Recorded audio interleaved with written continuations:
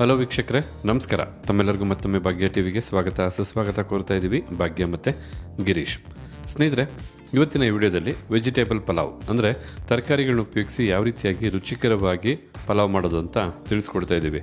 ಅನೇಕ ಮಸಾಲ ಪದಾರ್ಥಗಳು, ತರಕಾರಿಗಳು, ಇನ್ನೂ ಅನೇಕ ಪದಾರ್ಥಗಳನ್ನ ಹಾಕಿ ಈ ಒಂದು ಪಲಾವ್ ಮಾಡ್ತಾಯಿದ್ರು ಸಹ ರುಚಿನಲ್ಲಿ ಒಂದು ಚೂರು ಏರುಪೇರು ಬರೋಲ್ಲ, ಅಷ್ಟು ಸೂಪರಾಗಿರುತ್ತೆ. ಹಾಗೆ ಬನ್ನಿ, ಈ ರೀತಿಯಾದಂಥ ಪಲಾವ್ ಮಾಡೋದಕ್ಕೆ ಏನೆಲ್ಲ ಪದಾರ್ಥಗಳು ಬೇಕು, ಹಾಗೆ ತಯಾರು ಮಾಡ್ತಕ್ಕಂಥ ವಿಧಾನ ಹೇಗಿಂತೀಗ ನೀವು ನೋಡ್ಕೊಳ್ಳೋರಂತೆ. ಪಲಾವ್ ಮಾಡೋದಕ್ಕೋಸ್ಕರ 1 ಕಪ್ ಅಳತೆಯ ಅಕ್ಕಿನ ತೊಗೊಂಡಿರ್ತಕ್ಕಂಥದ್ದು. ಸಾಧಾರಣವಾದಂಥ ಊಟದ ಅಕ್ಕಿನೇ ಇದು. ಈಗ ಈ ಅಕ್ಕಿನ 10 ನಿಮಿಷಗಳ ಕಾಲ ನೆನೆಸ್ಬೇಕಾಗತ್ತೆ. ಅದಕ್ಕೋಸ್ಕರ ಈಗ ಇಲ್ಲಿ ಒಂದು ಬಟ್ಲನ್ನ ತೊಗೊಂಡು ಬಟ್ಲಿಗೆ 1 ಕಪ್ ಅಳತೆಯ ಅಕ್ಕಿನ ಹಾಕಿ ಅಕ್ಕಿ ಮುಳುಗುವಷ್ಟು ಸರಿಸುಮಾರು 1 ಕಪ್ ಅಳತೆಯ ನೀರನ್ನು ಹಾಕಿ 10 ನಿಮಿಷಗಳ ಕಾಲ ನೆನೆಸಬೇಕಾಗತ್ತೆ.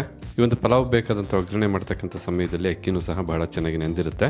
ಹೀಗಿಲ್ಲಿ ಪಲಾವ್ ಬೇಕಾದಂಥ ಮಸಾಲನ ಸಿದ್ಧ ಮಾಡೋದಕ್ಕೋಸ್ಕರ ಒಂದು ಮಿಕ್ಸಿ ಜಾರ್ನ ತೊಗೊಂಡು ಮಿಕ್ಸಿ ಜಾರ್ಗೆ 4 ಹಸಿಮೆಣಸಿನಕಾಯಿಗಳು, 8 ರಿಂದ 10 ಕಾಳು ಮೆಣಸು, ಅರ್ಧ ಇಂಚಷ್ಟು ಹಸಿ ಶುಂಠಿ, ಸಿಪ್ಪೆ ತೆಗೆದಂಥ 1 ಗೆಡ್ಡೆ ಬೆಳ್ಳುಳ್ಳಿ, 2 ಏಲಕ್ಕಿಕಾಯಿ, 2 ಲವಂಗ, ಅರ್ಧ ಇಂಚಿನ ಚಕ್ಕೆಯನ್ನು ಸಹ ಹಾಕಿ ಈ ಎಲ್ಲ ಪದಾರ್ಥಗಳ ಜೊತೆಗೇ 1 ಹಿಡಿಯಷ್ಟು ಪುದೀನ ಸೊಪ್ಪು, ಹಾಗೆ 1 ಹಿಡಿಯಷ್ಟು ಕೊತ್ತಂಬರಿ ಸೊಪ್ಪನ್ನು ಸಹ ಹಾಕಿ ಸ್ವಲ್ಪ ನೀರನ್ನು ಹಾಕಿ ನುಣ್ಣಗೆ ರುಬ್ಕೊಬೇಕಾಗತ್ತೆ.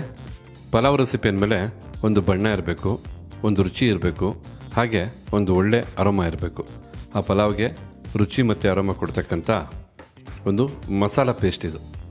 ಎಷ್ಟು ಒಳ್ಳೆ ಅರೋಮ ಬರ್ತಾ ಇದೆ ಅಂದರೆ ಈ ಒಂದು ಮಸಾಲ ಪೇಸ್ಟಿಂದ ನಿಜವಾಗ್ಲೂ ಪಲಾವ್ನ ರುಚಿ ಎಂಥದ್ದು ಅಂತ ಈ ಒಂದು ಮಸಾಲ ಪೇಸ್ಟೇ ನಿಮಗೆ ತಿಳಿಸ್ಬಿಡುತ್ತೆ.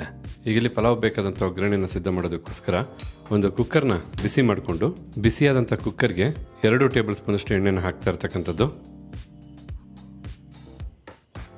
ನಾವಿಲ್ಲಿ ನಮ್ಮ ಅಡುಗೆಗಳಲ್ಲಿ ಸನ್ಪ್ಯೂರ್ ಅವರ ಫಿಸಿಕಲಿ ರಿಫೈನ್ಡ್ ಸನ್ಫ್ಲವರ್ ಆಯಿಲನ್ನು ಬಳಸ್ತಾ ಇರ್ತಕ್ಕಂಥದ್ದು. ಏಕೆಂದರೆ ಈ ಎಣ್ಣೆಯಲ್ಲಿ ರಿಚ್ ಆಗಿರ್ತಕ್ಕಂಥ ವೈಟಮಿನ್ಸ್ A, D, E ಹೇರಳವಾಗಿದೆ. ಹಾಗೆ ಈ ಎಣ್ಣೆಯಲ್ಲಿ ಯಾವುದೇ ರೀತಿಯಾದಂಥ ಕೆಮಿಕಲ್ಸ್ ಇಲ್ಲ, ಹೆಚ್ಚು ಕೊಲೆಸ್ಟ್ರಾಲ್ ಅಂಶ ಸಹ ಇರೋದಿಲ್ಲ. 100% ಪ್ಯೂರಿಟಿ ಆದಂಥ ಎಣ್ಣೆ. ಎಲ್ಲದಕ್ಕಿಂತ ಹೆಚ್ಚಾಗಿ ಭಾರತ ದೇಶಕ್ಕೆ ಮಾತ್ರ ಪೇಟೆಂಟೆಡ್ ಟೆಕ್ನಾಲಜಿನ ಹೊಡಗೊಂಡು ತಯಾರು ಮಾಡ್ತಕ್ಕಂಥ ಎಣ್ಣೆ ಆಗಿರೋದ್ರಿಂದ ನಮ್ಮ ಅಡುಗೆಗಳಲ್ಲಿ ಸನ್ಪ್ಯೂರ್ ಅವರ ಫಿಸಿಕಲಿ ರಿಫೈನ್ಡ್ ಸನ್ಫ್ಲವರ್ ಆಯಿಲನ್ನು ಬಳಸ್ತಾ ಇರ್ತಕ್ಕಂಥದ್ದು. ಎಣ್ಣೆ ಬಿಸಿಯಾದ ನಂತರ 2 ಟೇಬಲ್ ಸ್ಪೂನಷ್ಟು ತುಪ್ಪನ ಹಾಕಿ ತುಪ್ಪನೂ ಸಹ ಬಿಸಿ ಮಾಡ್ಕೋಬೇಕಾಗತ್ತೆ. ನಾವಿಲ್ಲಿ ತುಪ್ಪನ ಬಳಸ್ತಾ ಇದ್ದೀವಿ. ತಾವು ಬೇಕಿದ್ರೆ ಎಣ್ಣೆ ಬದಲಾಗಿ ಕಂಪ್ಲೀಟಾಗಿ ತುಪ್ಪದಲ್ಲೇ ಮಾಡ್ಕೋಬೋದು, ಅಥವಾ ತುಪ್ಪ ಇಲ್ಲ ಅಂದರೆ ಕಂಪ್ಲೀಟಾಗಿ 4 ಟೇಬಲ್ ಸ್ಪೂನಷ್ಟು ಎಣ್ಣೆನ ಹಾಕಿ ಎಣ್ಣೆನಲ್ಲೇ ಪಲಾವ್ನ ಸಿದ್ಧ ಮಾಡ್ಕೋಬೋದು. ಈಗ ಬಿಸಿಯಾದಂಥ ಎಣ್ಣೆ ಮತ್ತು ತುಪ್ಪಕ್ಕೆ ಸ್ವಲ್ಪ ಸೋಂಪು ಕಾಳು, ಸ್ವಲ್ಪ ಕಸೂರಿ ಮೇಥಿ, 1 ಸ್ಟಾರ್ ಮಸಾಲ, ಹಾಗೆ ಅರ್ಧ ಇಂಚಿನ ಚಕ್ಕೆ, 2 ಲವಂಗನ ಹಾಕಿ ಜೊತೆಗೆ 2 ಪಲಾವ್ ಎಲೆನೂ ಹಾಕಿ 30 ಸೆಕೆಂಡ್ಗಳ ಕಾಲ ಇದನ್ನೆಲ್ಲ ಬೆರೆಸಿ ಬಿಸಿ ಮಾಡ್ಕೋಬೇಕಾಗತ್ತೆ. ಈ ರೀತಿ ಚಿಕ್ಕದಾಗಿ ಕಟ್ ಮಾಡಿದಂಥ 1 ಈರುಳ್ಳಿನ ಹಾಕಿ 2 ನಿಮಿಷಗಳ ಕಾಲ ಮೀಡಿಯಂ ಫ್ಲೇಮ್ನಲ್ಲೇ ಇದನ್ನೆಲ್ಲ ಫ್ರೈ ಮಾಡ್ಕೋಬೇಕಾಗತ್ತೆ. ಹೀಗಿಲ್ಲಿ ಈರುಳ್ಳಿನ ಮೀಡಿಯಂ ಫ್ಲೇಮ್ನಲ್ಲೇ 2 ನಿಮಿಷ ಚೆನ್ನಾಗಿ ಫ್ರೈ ಮಾಡಾಯಿತು. ನಂತರ ಬಹಳ ಚಿಕ್ಕದಾಗಿ ಕಟ್ ಮಾಡಿದಂಥ 1 ಟೊಮೊಟೊ ಹಣ್ಣನ್ನು ಹಾಕಿ ಟೊಮೊಟೊ ಹಣ್ಣನ್ನು ಸಹ 2 ನಿಮಿಷಗಳ ಕಾಲ ಮೀಡಿಯಂ ಫ್ಲೇಮ್ನಲ್ಲೇ ಫ್ರೈ ಮಾಡ್ಕೋಬೇಕಾಗತ್ತೆ.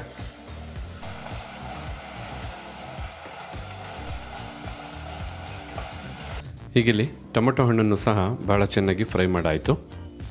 ಈ ಅದಕ್ಕೆ ಟೊಮೊಟೊ ಹಣ್ಣನ್ನು ಸಹ ಫ್ರೈ ಮಾಡಿದ ನಂತರ ಮೊದಲೇ ಮಿಕ್ಸಿ ಜಾರಲ್ಲಿ ಬಹಳ ನುಣ್ಣಗೆ ರುಬ್ಬಿದಂಥ ಮಸಾಲನ್ನು ಹಾಕಿ ಈಗ ಈ ಮಸಾಲ ಪೇಸ್ಟನ್ನು 2 ರಿಂದ 3 ನಿಮಿಷ ಮೀಡಿಯಂ ಫ್ಲೇಮ್ನಲ್ಲೇ ಚೆನ್ನಾಗಿ ಹುರ್ಕೋಬೇಕು, ಅಂದರೆ ಬಿಸಿ ಮಾಡ್ಕೋಬೇಕು.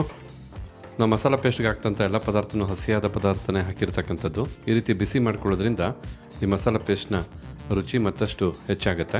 ಈ ರೀತಿಯಾಗಿ ಮಸಾಲ ಪೇಸ್ಟನ್ನು ಸಹ ಚೆನ್ನಾಗಿ ಫ್ರೈ ಮಾಡಿದ ನಂತರ ಈಗ ತಯಾರು ಮಾಡ್ತಾ ಇರ್ತಕ್ಕಂಥ ಪಲಾವ್ಗೆ ತರಕಾರಿಗಳನ್ನ ಹಾಕ್ತಕ್ಕಂಥ ಸಮಯ 8 ರಿಂದ 10 ಬೀನ್ಸನ್ನು, ಅಂದರೆ ಹುರುಳಿಕಾಯಿನ ಈ ಒಂದು ಹದ್ದಲ್ಲಿ ಕಟ್ ಮಾಡಿ ಬಳಸ್ತಾ ಇರ್ತಕ್ಕಂಥದ್ದು.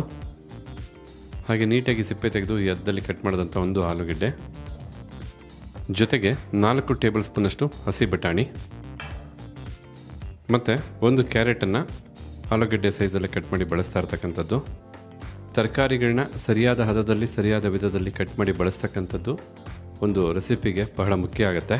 ಧನಿಯಾ ಪುಡಿ 1 ಟೀ ಸ್ಪೂನಷ್ಟು, ಅರಿಶಿಣದ ಪುಡಿ ಸ್ವಲ್ಪ, ಜೊತೆಗೆ ರುಚಿಗೆ ತಕ್ಕಷ್ಟು ಉಪ್ಪನ್ನು ಸಹ ಹಾಕಿ ಸರಿಸುಮಾರು 1 ನಿಮಿಷಗಳ ಕಾಲ ತರಕಾರಿನೆಲ್ಲ ಬಿಸಿ ಮಾಡ್ಕೋಬೇಕಾಗತ್ತೆ.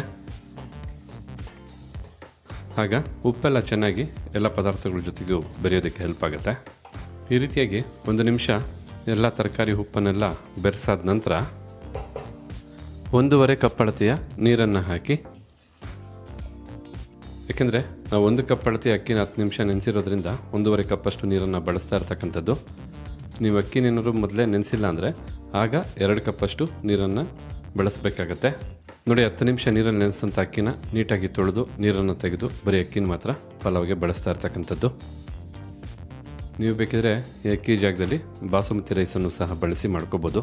ಅಕ್ಕಿನೂ ಹಾಕಿರೋದ್ರಿಂದ ಒಮ್ಮೆ ಚೆನ್ನಾಗಿ ಮಿಕ್ಸ್ ಮಾಡ್ಕೊಳ್ಳೋಣ. ಈ ರೀತಿ ಚೆನ್ನಾಗಿ ಮಿಕ್ಸ್ ಮಾಡಿ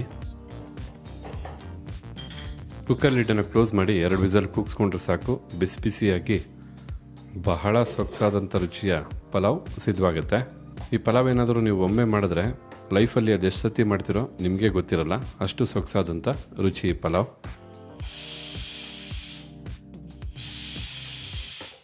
ಈಗಿಲ್ಲಿ ಕುಕ್ಕರ್ 2 ವಿಸಲ್ ಬಂದಾಯಿತು. ಫ್ಲೇಮನ್ನು ಆಫ್ ಮಾಡ್ಕೊಳ್ಳೋಣ. ಕುಕ್ಕರ್ ತಣ್ಣಗಾದ ಮೇಲೆ ನೋಡೋಣ ಬಿಸಿ ಬಿಸಿಯಾಗಿ ಪಲಾವ್ ಯಾವ ರೀತಿ ಸಿದ್ಧವಾಗಿರುತ್ತೆ ಅಂತ. ಸ್ವಲ್ಪ ಹೊತ್ತಿನ ನಂತರ ಕುಕ್ಕರು ಕಂಪ್ಲೀಟಾಗಿ ತಣ್ಣಗಾಗಿರ್ತಕ್ಕಂಥದ್ದು. ಹಾಗೆ ತಾವಿಲ್ಲಿ ನೋಡ್ತಾ ಇದ್ದಾರೆ ಬಿಸಿ ಬಿಸಿಯಾಗಿ ಪಲಾವ್ ಸಿದ್ಧವಾಗಿದೆ. ಕುಕ್ಕರ್ ಲಿಡ್ಡನ್ನು ಓಪನ್ ಮಾಡಿದ ನಂತರ ಒಂದು ಆರಾಮ ಬರುತ್ತೆ ನೋಡಿ. ವಾವ್, ಎಷ್ಟೊತ್ತಿಗೆ ಪಲಾವ್ ಅದು ಬಿಸಿಯಾಗಿ ಮೊಸರು ಬಜ್ಜಿ ಜೊತೆ ತಿಂತೀವಿ ಅನಿಸುತ್ತೆ. ಬಿಸಿನಲ್ಲೇ ಈಗ ಇದನ್ನು ಮಿಕ್ಸ್ ಮಾಡ್ಕೋಬೇಕು, ಯಾಕೆಂದರೆ ತರಕಾರಿ ಮತ್ತು ಮಸಾಲೆ ಪದಾರ್ಥ ಎಲ್ಲ ಮೇಲೆ ತೇಲ್ ಬಂದಿರುತ್ತೆ. ನಾಜೂಕಾಗಿ ಮಿಕ್ಸ್ ಮಾಡ್ಕೊಳ್ಳಿ. ನೋಡಿ, ಇಷ್ಟು ಉದುರಾಗಿ ಬಿಡಿಬಿಡಿಯಾಗಿ ಎಷ್ಟು ಚೆನ್ನಾಗಿ ಪಲಾವು ಸಿದ್ಧವಾಗಿದೆ ಅಂತ.